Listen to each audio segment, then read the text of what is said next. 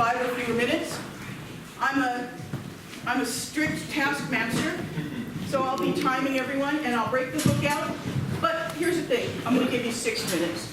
And if you have spoken to me already or want to at some point and let me know that your piece runs 6 minutes and 20 seconds, I won't hook you. So that's the setup for today. We're going to start with Unfinished Symphonies, and then my neighbor Sam, somewhere there he is going to perform. And then I'll kick off the rest of the ceremony. We have about 10 or 12 people who are performing here tonight.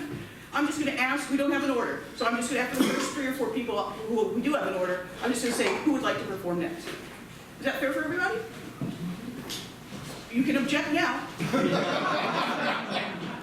All right, then. Okay. Okay, Maestro.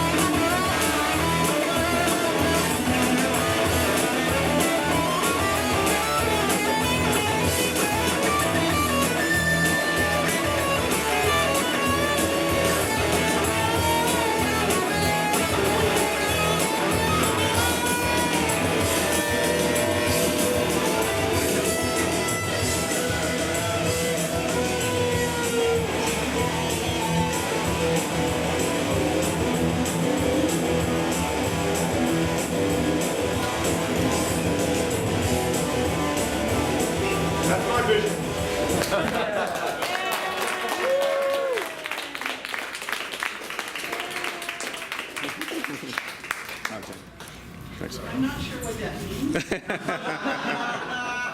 For my future. But, yeah, okay, thank you. Unfinished Symphonies. Sam, do you need any materials to No, I'm good. present? Okay, thank you. Okay, that's very useful. This piece is called Water, Water Everywhere, and Here It's Full of Shit. Water is life. We can go without food for about 14 days. We can go without internet for like 30 seconds or the rest of your life, depending. But water, it's really about 3 days, and then you're done. So it's kind of important. Global water usage is increasing. There's more people, all sorts of issues around the world. But the water that we are trying to draw from is increasingly tainted by plastic trash, by industrial waste, by fracking in this area, and in the Mon, it is human feces. It is just running down into the rivers and filling up with crap. So that's a problem. We don't have any excuses here. Contrary to what you might think, Pittsburgh actually does not get any more rain or snow than the national average. It's just dark here all the time. So we really have, we have hillsides, and that's why there's a lot of runoff, but also that's why we should really care about runoff, because the hillsides like to slough off into our streets, the streets like to slough off into the rivers, and all of Pittsburgh is falling into our shit-filled rivers.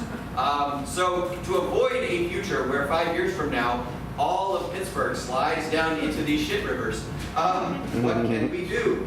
Yeah.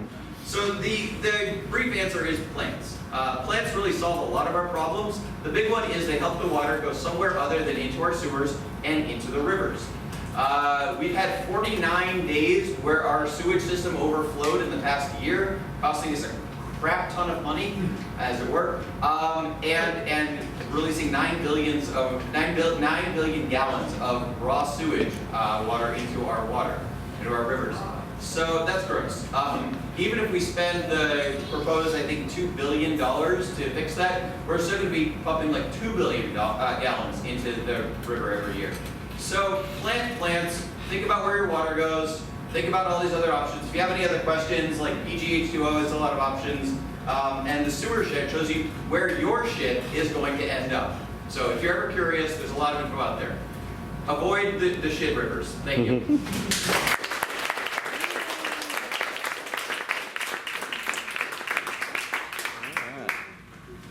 Thank you, Sam, and also Nicole and Elijah for coming out. No, I think this is not on. No, it's not. It's not, okay. That's okay, I can project. So Sam is my next door neighbor, and in the space of That one's probably- in the space that lines his driveway, which is just a one-car driveway, he and Nicole and Elijah grow, let me see if I get all of this right, 3 types of tomatoes, 2 types of raspberries, blackberries, blueberries, strawberries, a zucchini, tiger lilies, daffodils, a fig tree, roses, grapes, purple beans, and Sam, am I forgetting 6 plants? Garlic, plum trees, I think currants, jostoberries. Yeah. I know I was forgetting 6 things at least. And some other stuff. And that's just in the small, I'm talking probably 20 square feet that lines each side of their driveway, basically. You can avoid your runoff and eat good food too. And they eat out of their garden, and so do I. They live that ambition. My dad was a Navy officer, and he tried to instill in his children a respect for orders. You follow orders, you don't question orders, not even in a restaurant. You take what the waiter gives you, waiter or waitress gives you, and you eat it.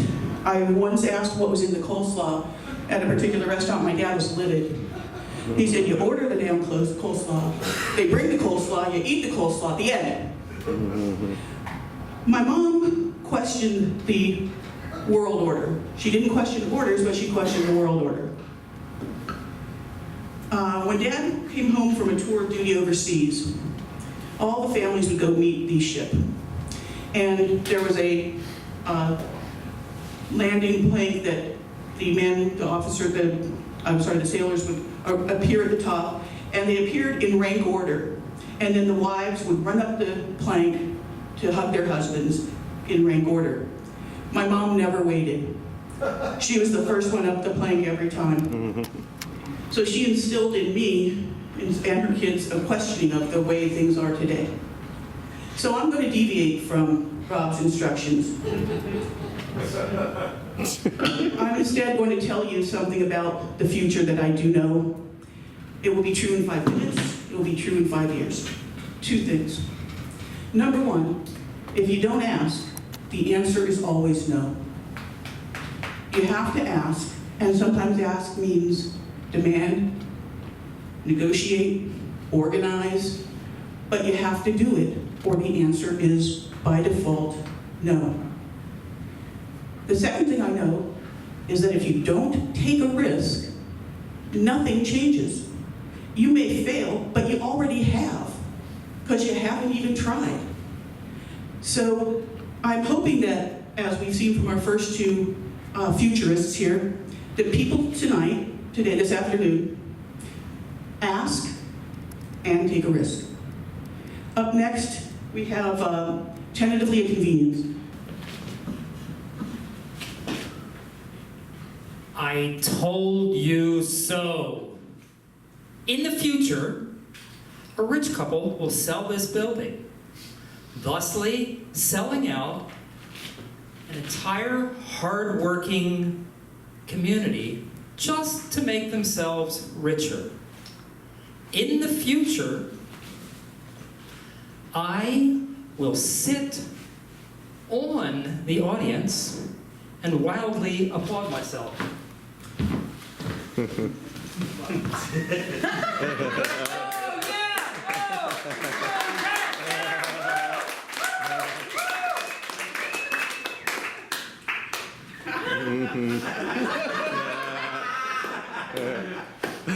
What a profit.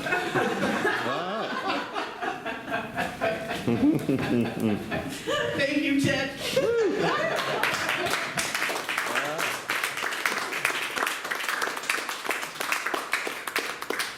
All right, who would like to come up next? Hello, I am Tommy Aviva, and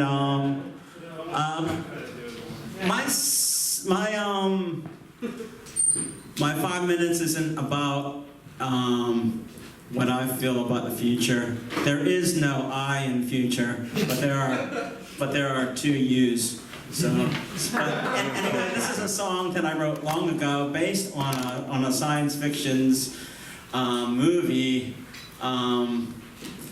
about the 23rd century, which is pretty far in the future, called Logan's Run.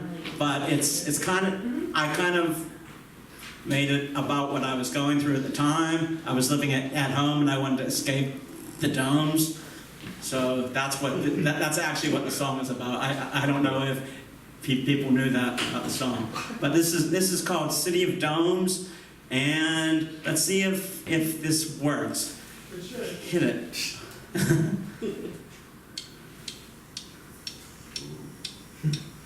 I got the future in the palm of my hand. Why do some people run? I don't understand. I'll hop a monorail and hunt down a few. Think in the carousel and hope they renew. In the city of domes, the city of domes. You feel right at home in the city of domes. City of domes, city of domes. You're never alone in the city of domes. City of domes. You're nobody's clone in the city of domes. They call me Sandman and I'm one of the best. I'm not to wear this big blue stripe across my chest. Your expiration date is written in ink. You better run, cause it's later than you think. In the city of domes, the city of domes. You feel right at home in the city of domes. City of domes, city of domes. You're never alone in the city of domes. City of domes. You're nobody's clone in the city of domes. What up?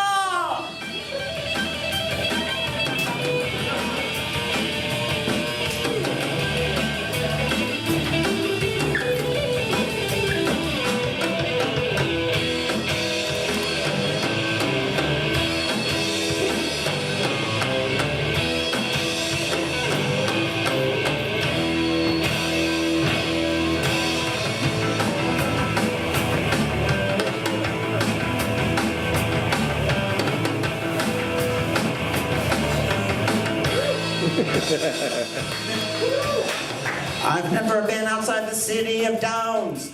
There is no sanctuary here in my home. I think I understand why some people run.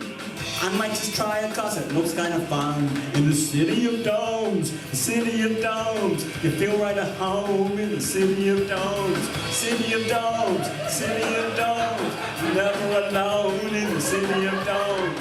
City of Domes, nobody's clone in the city of Domes. City of Domes, city of Domes, you feel right at home in the city of Domes.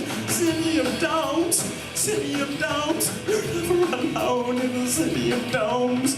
City of Domes, you're nobody's clone in the city of Domes. In the city of Domes.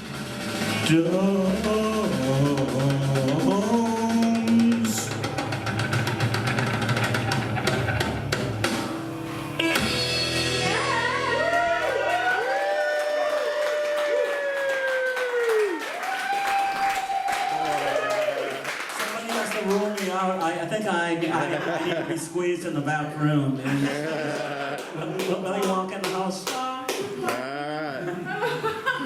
have seen the future. And it's not pretty. It is pretty, yes, exactly. Please, Bill, just say something about yourself if you like. Go for it. I am Bill.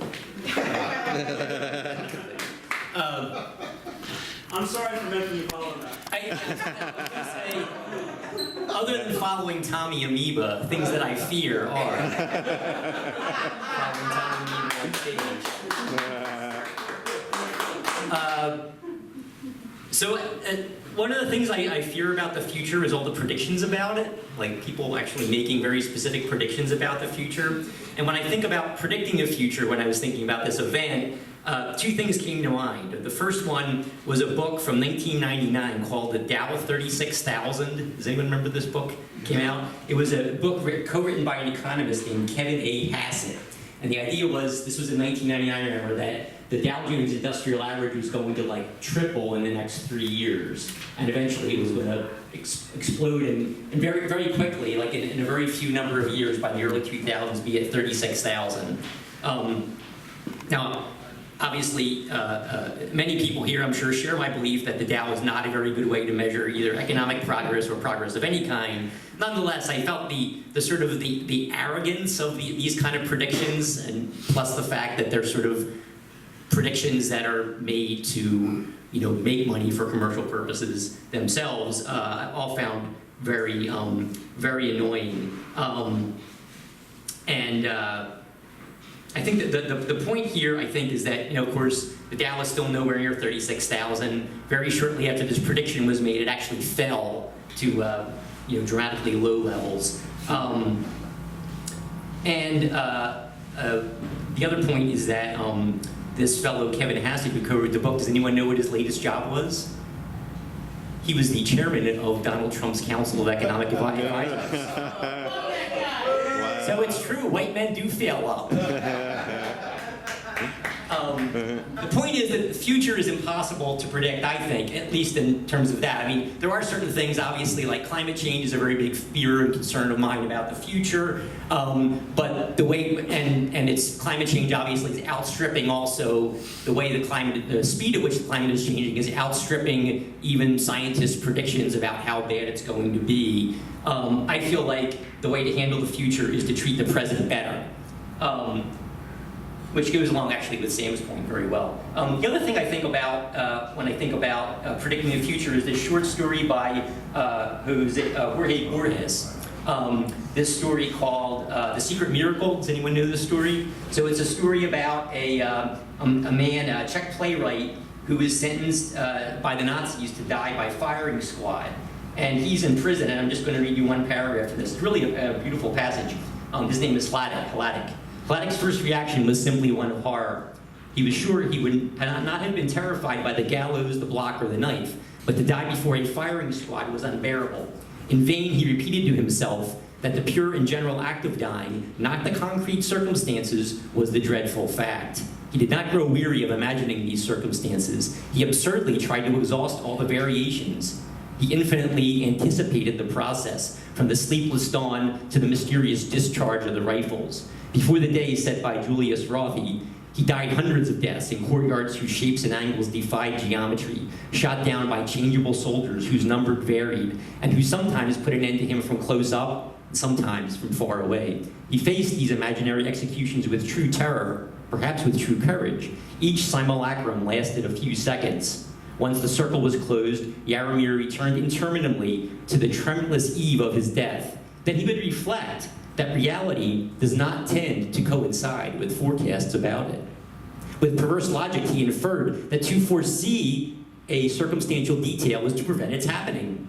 Faithful to this feeble magic, he would invent, so that they might not happen, the most atrocious particulars. Naturally, he finished by fearing that these particulars were prophetic.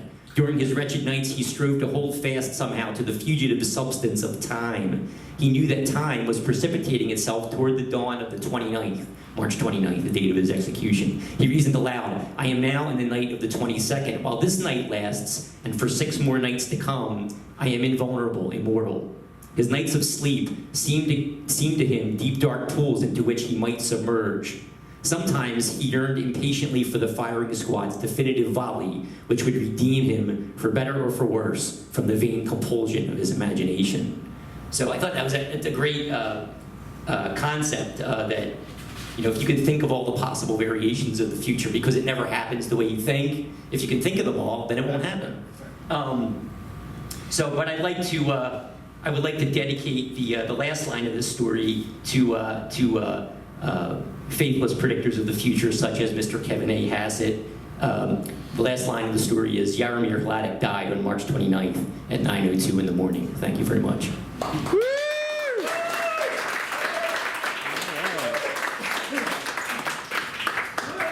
Yay!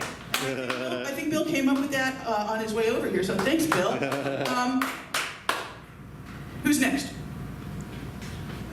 All right, here we go. I'm Jason. Due today is my report of breaking reports.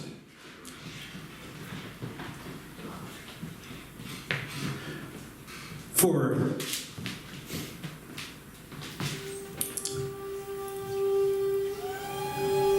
underlying reporting news, I will be sharing tonight with you memories of the future. Do you remember the future?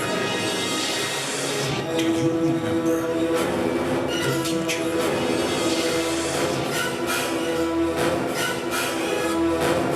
A future without a head. Hurry, hurry. There's short ones and there's long ones. At the price of a smoking dime, you can just get a sample of the strangest creatures inside. Do you feel it?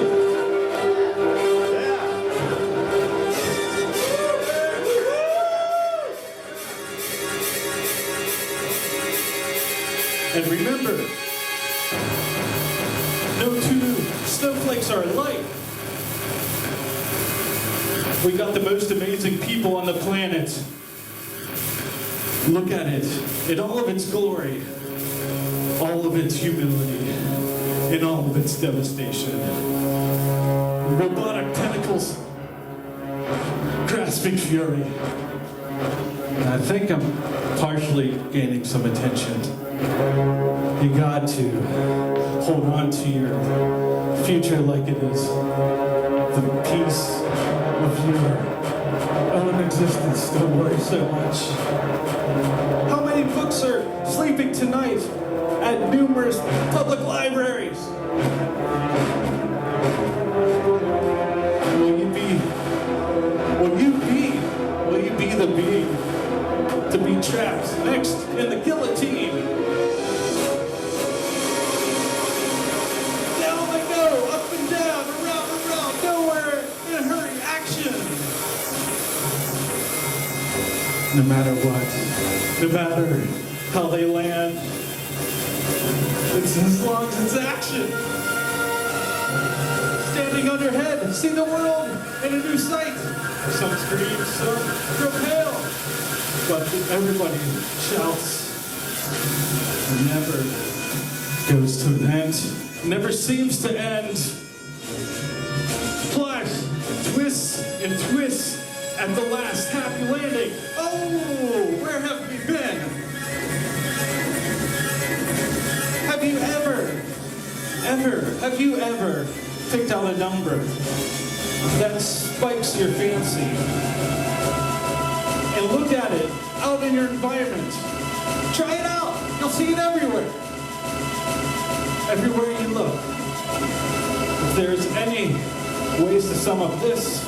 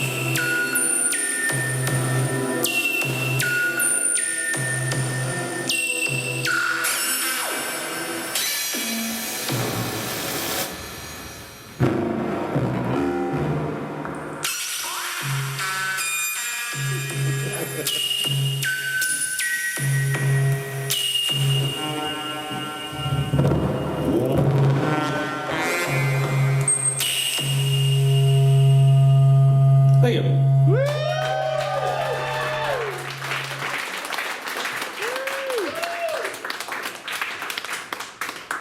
Well, that was worth the weird feedback and mechanical problems. Thank you, Jason. That was incredible. Future. You're fine. You're fine. I'm gonna. This is off. Yep, yeah, that's all. Okay. I'm gonna do a different version of the future while Jason packs up and before Thomas. Tom reads. Here's me at 14 years old in 1973. I'm a Southern Baptist, Bible-carrying, born-again Christian, doing all the things that Southern Baptist born-again Christians do, carrying my Bible everywhere, witnessing to my 10th grade classmates on the bus and in the classrooms. Have you let Jesus into your heart? Here's me 1 year later, reading Nietzsche and Ayn Rand, learning that you don't have to love your birth family, that indeed religion is the opiate of the masses, and that the meek shall inherit the earth because ha ha ha, joke's on you. This future is 45 years later, where I work next to a gay man from Mumbai who married a special needs teacher, enjoys drag shows, wants to be Cher for Halloween, and is very comfortable sharing all of that with me, as I am comfortable with him sharing that with me.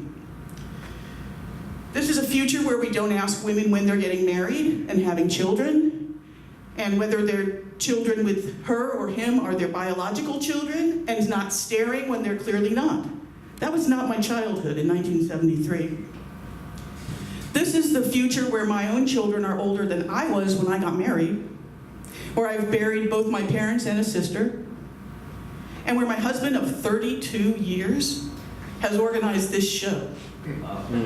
All of that is part of no 5 minutes I could have imagined in 1973. Thomas?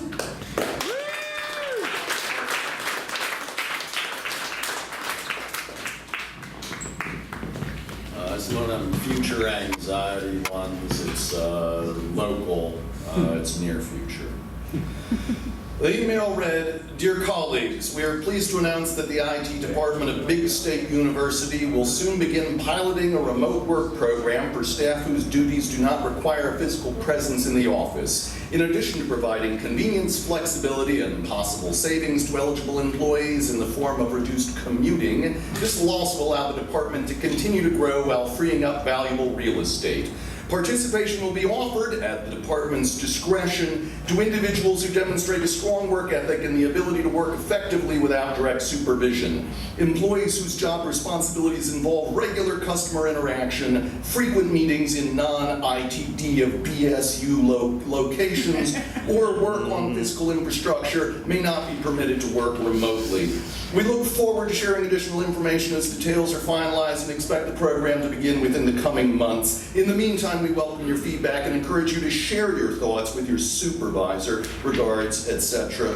The email read, "Dear colleagues, in lieu of the bi-weekly Mentor Your New Coworker meetups formerly held in the 7th floor ITD of BSU break room, the department has instituted a dedicated Instagram page to which we encourage all former mentors to contribute inspirational or motivational memes that will encourage new team members to enter into that correct frame of mind which will develop both their own best potential selves and their best embodiment as integral parts of our ITD of BSU mission. For those mentors uncertain which messages might most optimally and appropriately apply, a link to the official ITD of BSU mission statement follows. You might keyword search bullet-pointed terms in approved web browsers with office-appropriate safety settings, encouragingly, etc. The email read, "Dear colleagues, it should be noted that some employees failed to record a vacation day on their timesheets when they commuted to campus for the annual ITD of BSU convocation in the BSU Union Assembly all last Wednesday. Time spent away from your domestic workstations must be recorded as vacation time. We have directed BSU HR to make the appropriate adjustments to your payroll." The email read, "Dear colleagues, I am not pleased to discover that certain employees who did not meet the departmental goal for charitable giving through the annual United Way campaign of caring have nevertheless presumed to wear blue jeans and even authorized the BSU logo athletic tops on Fridays. Just because you are not in the office does not mean that you have earned the privilege of casual Fridays. That privilege is extended only to employees who have matched or exceeded the departmental participation goal. Others are expected to observe the office dress code as detailed on the departmental website, link following. Regards, etc. P.S. I should not even need to discuss open-toed shoes. There are no toes in team. The email read, "Dear colleague, senior members of the ITD of BSU mentoring committee are dismayed by your recent inspirational meme posted to the ITD of BSU Mention Your New Coworker Instagram page. In point of fact, many of us are altogether uncertain whether this post can even be interpreted as an inspirational meme at all. Certainly on the face of it, the caption, 'Evil can only enter your home if you invite it to do so,' has a core of useful truth. But we felt the point might have been made in a more positive way, something along the lines of, there are only two options regarding commitment. You're either in or you're out. There's no such thing as in between. Also the picture, was that supposed to be a vampire? It looked more like some kind of rat man. It was gross. We did not find this meme inspirational. It has been removed. Disappointedly, etc.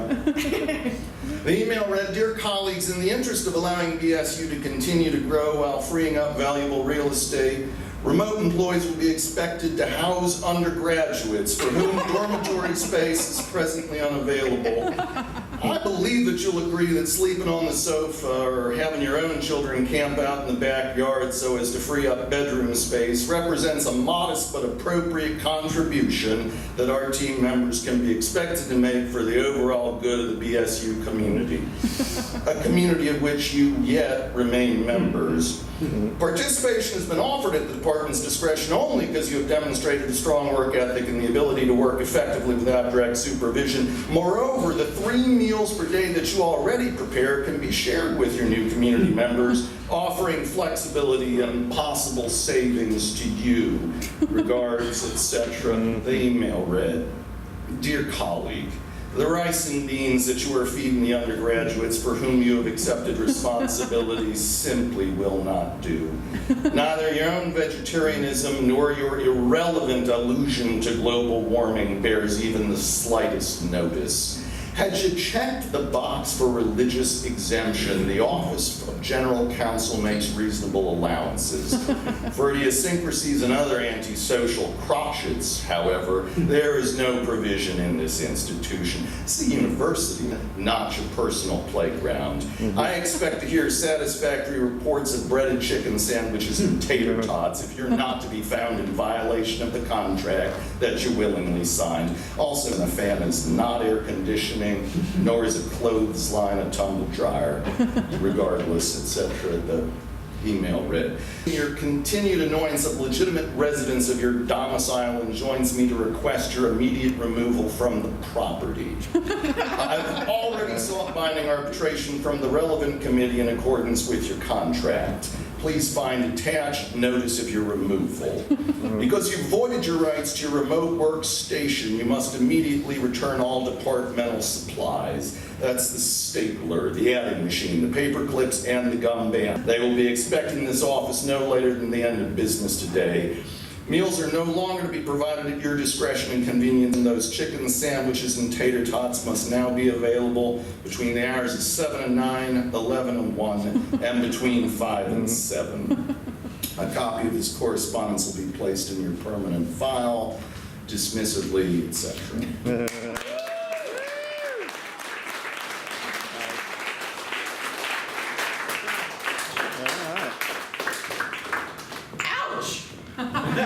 I want to say one thing. Sonny's after. All right. Ouch, that ain't the future, Tom. And thank you for the BSU, I like that. I can relate. All right, let me see who's next. Okay, my name's Jim. Hi, Jim. Good to meet you. So I was trying to figure out some vision of the future, and it made me think of a story I read where they talked about how they believe that whales were once land animals and over time evolved to, well, first they lived on the shore and then they lived in the sea and part-time, and then finally they live in the ocean full-time. So I was thinking, you know, with the seas rising and land becoming harder to come by, we might have to go in the same direction. So I wrote a song this morning. I stole the chords from an old Jimmy Rogers song and changed it to 3/4 so it wouldn't be so obvious. Kept the yodeling though. Yodelay, because you know, whales love to yodel. I'm gonna be a whale someday. I'm gonna be a whale someday. Gonna. Wait a minute. All that intro and then the screen has a 2-minute limit. Alright. I'm gonna be a whale someday. I'm gonna be a whale someday. Grow some fins, then I'll splash away. Never gonna live on land again. Never gonna live on land again. But I'm happy cause I'm in the pod with my friends. Yodelay, swim all night and sleep all day. Swim all night and sleep all day. Life on land already seems so far away. Baby, can't you hear me click and moan? Baby, can't you hear me click and moan? Fall my hanging if you're tired of being alone. Yodelay, King Neptune's gonna bury me. King Neptune's gonna bury me. Coral headstone at the bottom of the sea. Maybe we'll all be whales someday. Maybe we'll all be whales someday. Even in the ocean, life will find a way. Yodelay, thank you.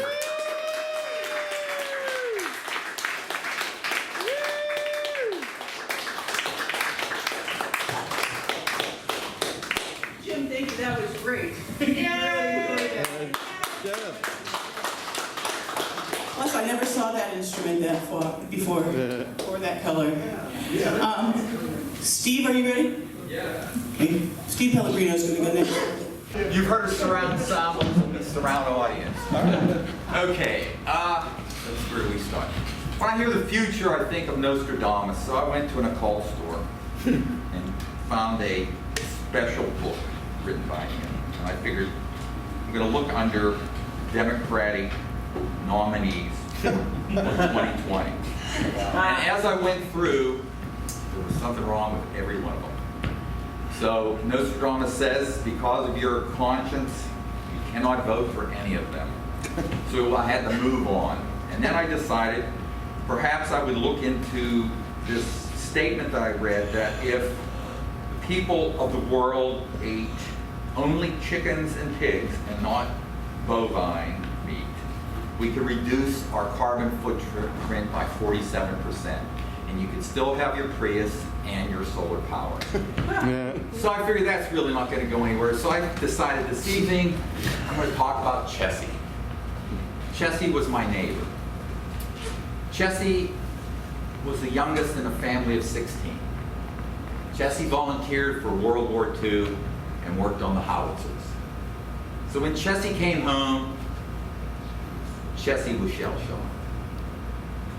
So one of the perfect American ways to deal with mental problems is to drink. So he was an alcoholic, but he was also my neighbor. And unfortunately, the neighbors, my fellow labor people, took advantage of Chessie. Chessie would always come up short when his welfare check did show up. And they would lend him money, probably 20 on the dollar. So that by the time he got his check, he was out of money and needed beer again, and the cycle kept up. And they took total advantage of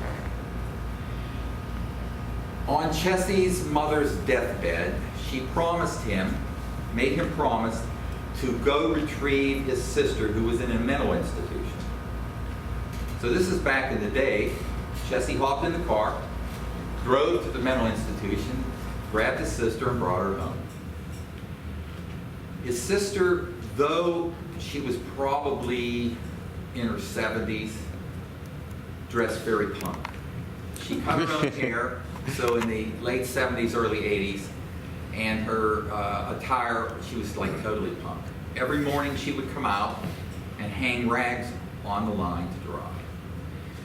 Well, I would do everything I could to help Chessie. One time he told me how he had to start burning furniture to keep warm in the winter. And I remember being at a funeral home with my family, and I was telling my cousin Bill about it, and he said, well, man, doesn't he just go down the railroad tracks and pick up coal? I said, you know, in Pittsburgh, they don't draw coal too often like out in deplorable land. So I did everything I could to get him wood. Then, one night, I came home, and there was a coroner's wagon and all kinds of police in front of his house. So of course I go in, and Chessie's there, totally fucking drunk. Drunk beyond anything I've ever seen. And Jack, his fellow drinking partner, who had a stutter, came up and said, Steve, you gotta see this. He takes me into the living room, he pulls off this sheet on the couch, and there is the naked body of his sister dead. And evidently, since her ears were already turning black, she had been dead for some time. And he keeps repeating to the coroner that he had fed her breakfast and he just found her dead. So it was clear what happened. She had a welfare check, and he had to wait till he got the welfare check before he could let everybody know that she was dead. And of course, he spent all the money on beer. At this point, many times after I saw him, he said he had a wife upstairs and would I'd like to meet her. And all I could think about was that scene in Psycho where he's saying, like, you want to come up and see Spanish Ann? You want to see Spanish Ann? And he'd bring his accordion out, and I'd play guitar with him, and he'd, let's go play Spanish Ann. We'll play for Spanish Ann. I said, it's okay, Chessie, I don't really need to meet her tonight. So, oddly enough, Poor Chessie got in the rears and wasn't paying his taxes. So a bunch of us got together and tried to pay his taxes, but it became too late. He lost his house, it was sold at a sheriff's sale, and he was carted off to some cement hole to die. So the thing that I'm trying to get a point across with this point is today, though it's the present, it's also the future from another time. And though Chessie happened in the past, it was still the present, and he had a future to go. Thank you.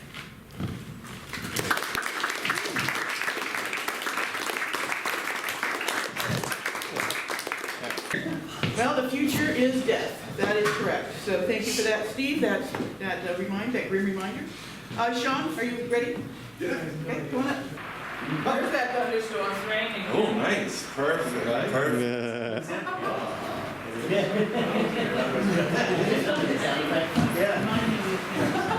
I'm not so picky about this light, but if we want to stay in the dark back there, if we can do that.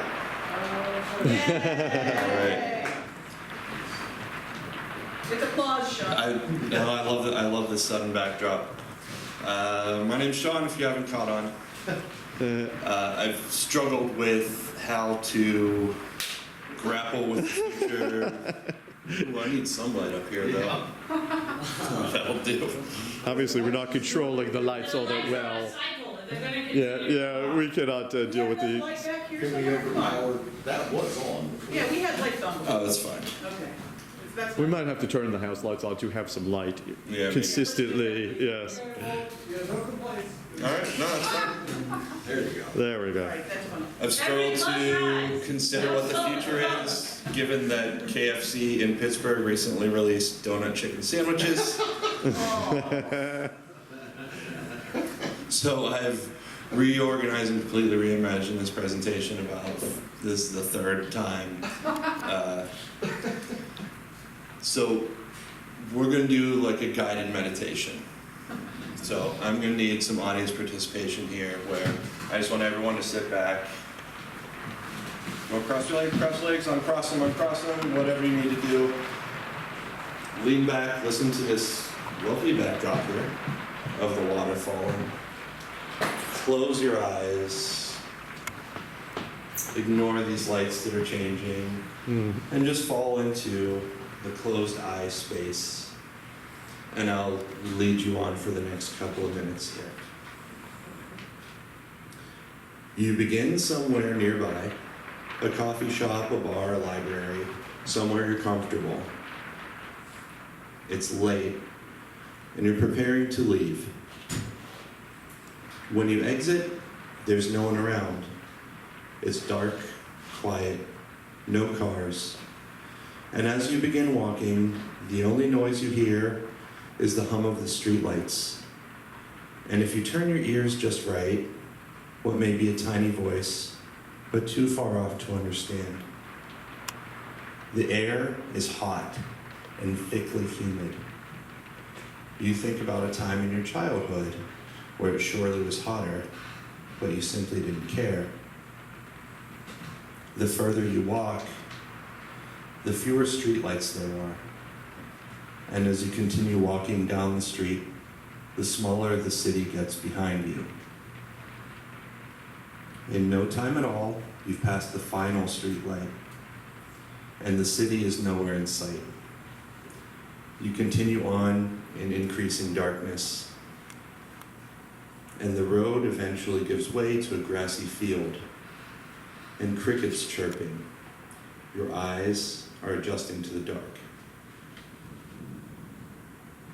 You can begin to see the grass now, faintly, and you hear a single cricket chirping at your feet. Your ears know exactly where the cricket is, but your eyes still can't find it. Soon it stops, and you decide here's a good place to rest. When you lay down, the grass cushions you, and you can't feel the dirt beneath, but its fragrance overtakes you. And as you open your eyes and look straight ahead, above, unfettered, the Milky Way fills the sky.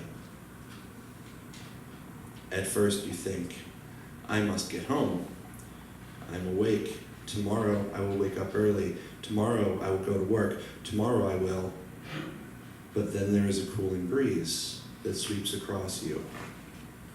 The stars are stoic. Their gravity holds you in place, and you begin to count each single one, starting with the 7 of the Pleiades, 3 of Orion's belt, 4 for the dipper cups of each Ursa. A very long time passes this way, counting each star.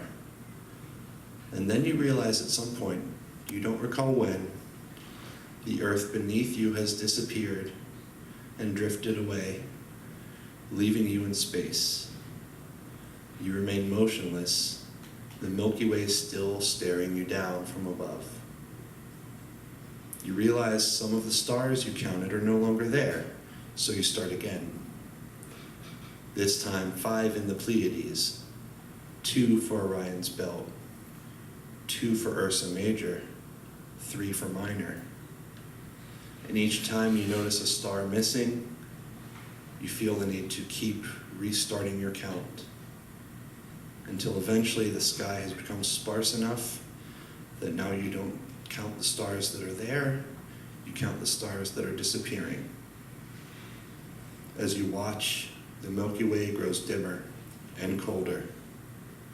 You think of a childhood winter when you must have been colder and just didn't notice. In time, the galaxy is a barely illuminated cloud of dust in front of you. When the very last star fades out, you're too cold to feel desperation. And there's no longer any light for your eyes to adjust to. You float in pure black. You lose track of exactly where your body ends. You've become too cold to move. Your ears strain to hear the fading background buzz of the universe. And you think of streetlights a long time ago. Soon even that is gone. Every so often, 2 faraway black holes collide and send a ripple through space. By the time it reaches you, it is nothing, but you have become so still, it is enough to strip away a single layer of atoms each time. The universe has become silent, dark, motionless. You reach out with every sense you have, as far as you can. You stretch yourself across the entire universe, going farther and farther until you lose every notion of where you began, and you find nothing. And you think, as your very last atom slows and stops, tomorrow.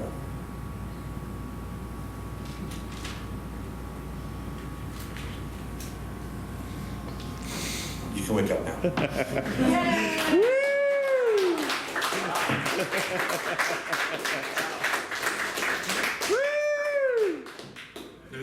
There was a variant ending I wrote that where, as you search the universe for any kind of movement, the voice from Mortal Kombat says fatality. Sean, that was incredible. Really? Wow. Wow. And also that took me back to my sophomore year of college, so thank you. All right, Maurice, are you ready to go? Whichever you want to do. I'm ready to go. Maurice, you go. Maurice. Maurice.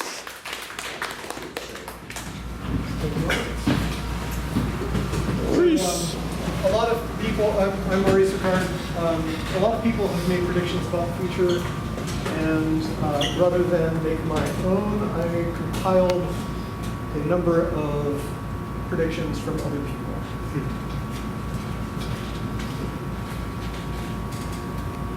First, let's get, make sure the sound is up. Check, check, check, check, check, check, check,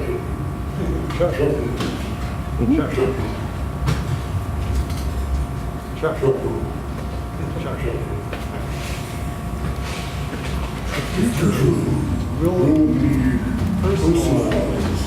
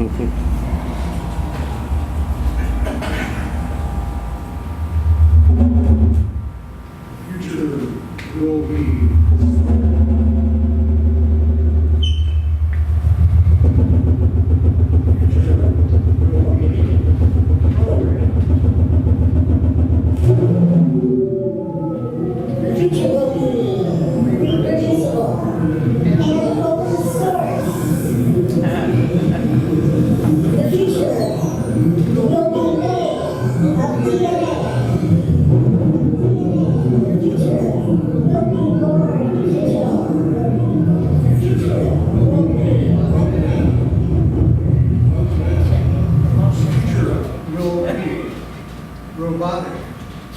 The future will be a robot.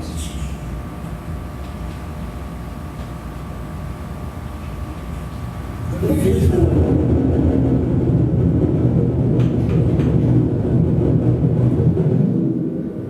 will be different.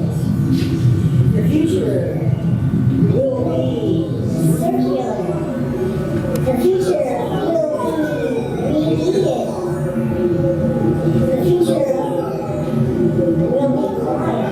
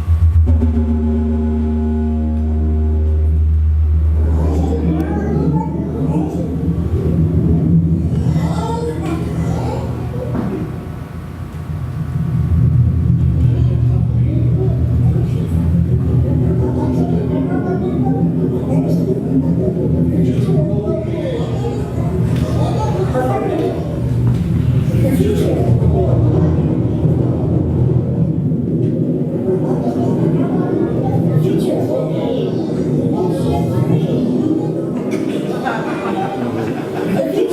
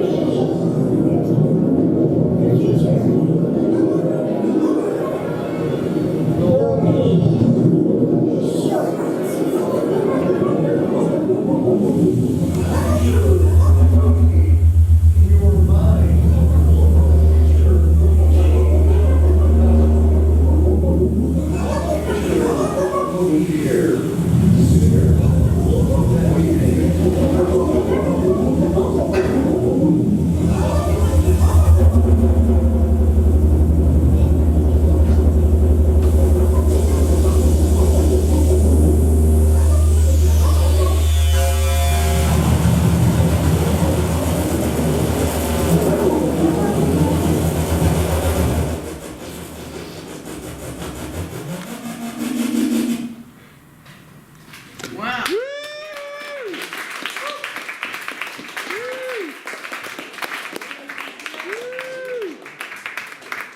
Future will be bullshit free. I think that's My favorite one that I could discern. Hi, I'm Clint. Hi, Glenn. Hi. This is really great. I have not prepared anything. But then, is there any real reason to try to prepare for the future? I don't want to be a downer, but I am not optimistic about the future. But I do remain hopeful, and I'd like to try to explain the reasoning there.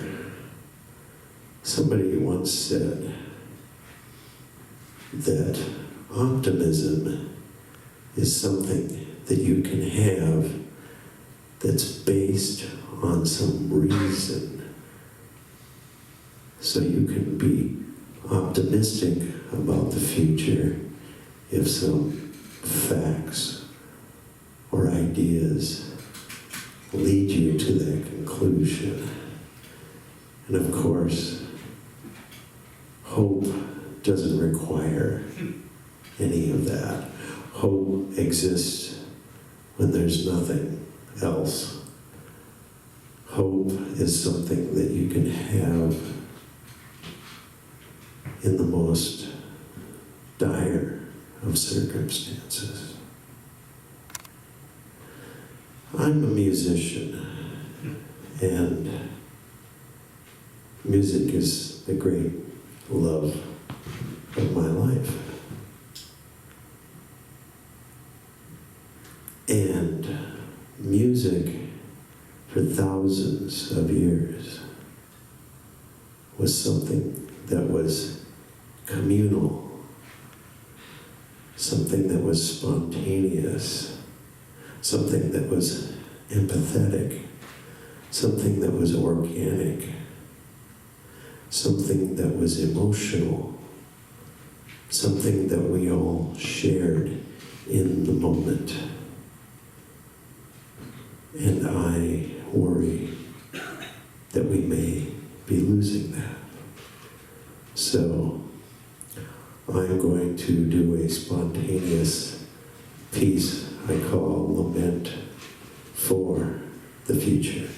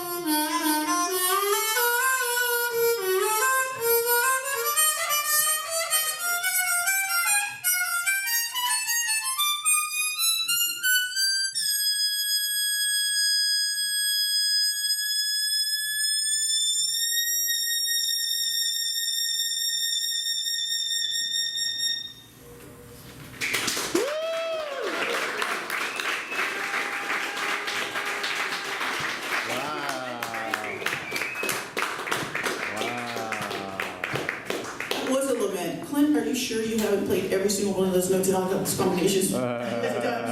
I don't know. Are we ready for Mandy? Yep. Excellent, excellent. Howdy, neighbors. Hi, Mandy. Thank you all so much for engaging in this evening's experiment. Thank you to the Funkies for bringing us together. Without them, we could have all stayed at home. Rewatched episodes of Supernatural. And what is in your immediate future is a rendition of a song that I wrote called I Dream of Robots Dreaming. And I wrote this song because I met a robot that could solve a Rubik's Cube in 60 seconds or less. It was an Irish robot by the name of Rubot. And also because I'm friends with a political activist named Vince Irene, who when I was young spent 40 days and 40 nights fasting outside of Ween Hall at CMU because he was telling us they were making autonomous flying vehicles, which we now call today drones. But at the time we were like, Vince, ain't nobody making their killer flying robots. So this is dedicated to Rubot, to Vincent, and all the killer flying robots who might like to be doing something else. Maurice, would you please boot up my band?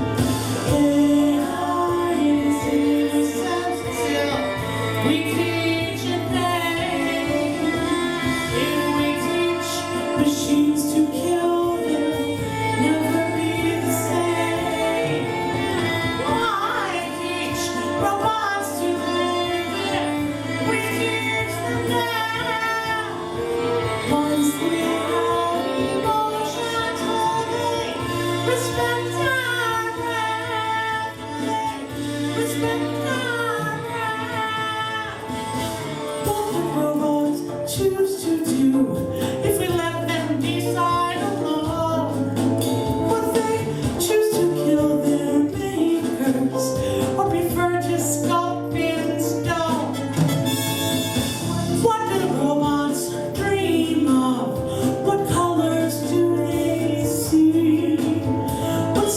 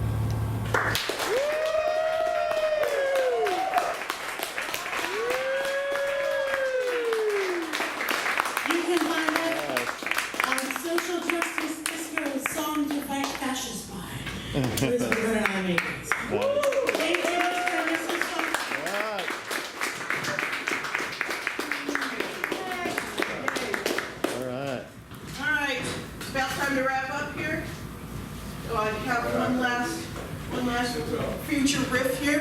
First of all, Maurice, holy smokes. Maurice didn't know he was being pressed into being Yes, every Maurice. technician thing here tonight with this kind of rigged technical setup, and thanks to everybody who had patience with it, both listening and participating. So I want to share with you some things I did not expect to find in this future. Going back to when this was the future. I did not expect to find thick, dark eyebrows like the kind my mother used to draw on her head every day, making a comeback. I did not expect that Fleetwood Mac songs and covers of Fleetwood Mac songs would pop up every week. And can we please shelve Landslide for about 50 years? I did not expect something called Doggy Daycare. I did not expect that everything in Star Trek and True Lies would be real. Johnny Cab? And I did not expect that I would have spent the intervening 45 years meeting so many interesting people around the world and spending part of Sunday, September 28th, with some of them.